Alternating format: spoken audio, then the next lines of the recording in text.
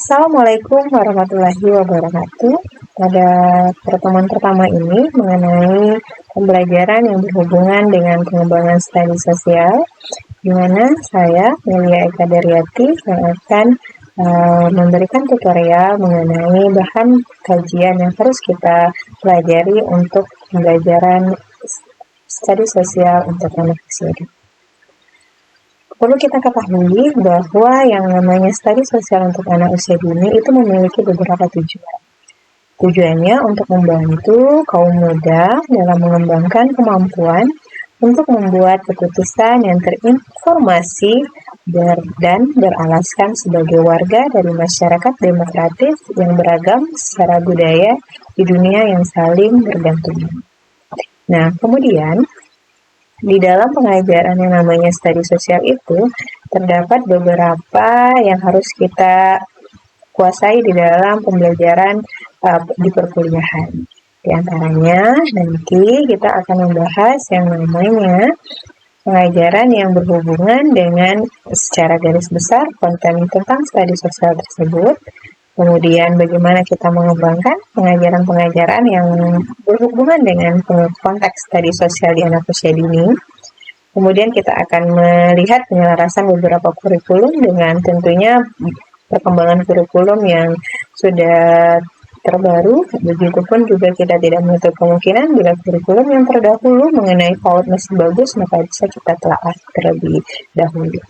Terus bagaimana nanti dalam konteks pengajaran yang berhubungan dengan pembelajaran studi sosial anak, dan terakhir mengenai bagaimana penggunaan penilaian-penilaian yang bisa kita gunakan untuk melihat pengembangan-pengembangan yang berhubungan dengan konteks studi sosial anak tersebut. Adapun pembelajaran yang sudah spesifik mengenai komponen pengajarannya, itu yang pertama mengembangkan standar perkembangan untuk anak usia dini. Lanjut kita menggambarkan pengetahuan mengenai konteks studi sosial anak usia dini. Terus kita masuk ke pengembangan keterampilannya mengenai pengajaran studi sosial anak usia dini.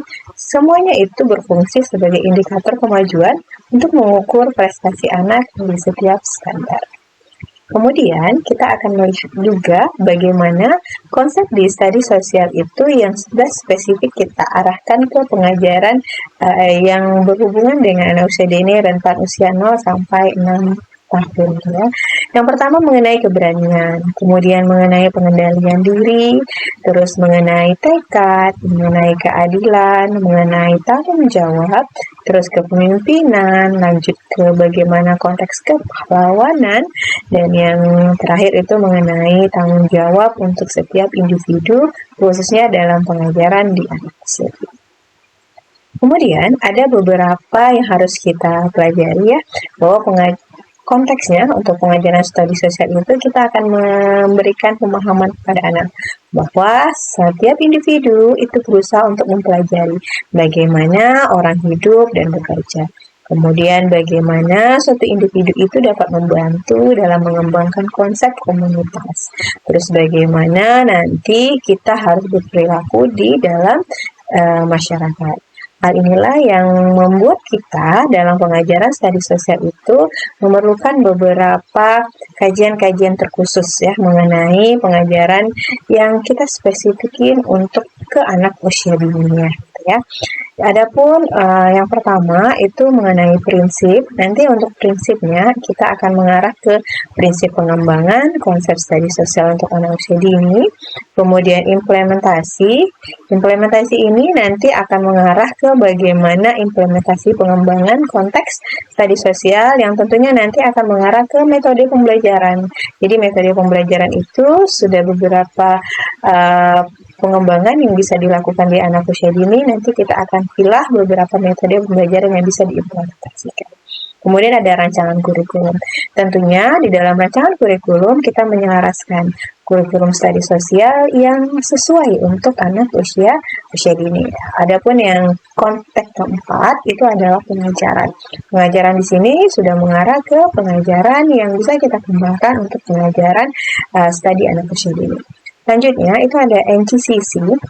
Yang perlu kita ketahui bahwa NCCC ini adalah bagian dari komponen nasional yang berhubungan dengan konsep studi sosial, di mana dia sudah memiliki beberapa tema, dan di dalam pengembangan tema itu sudah difokuskan ya, itu bisa dikembangkan untuk pengajaran anak usia dini. Lanjut kita ke asesmen, tentunya di asesmen ini kita mengarah bagaimana asesmen yang berhubungan dengan konteks studi sosial itu terukur dalam pengembangan kurikulumnya gitu ya.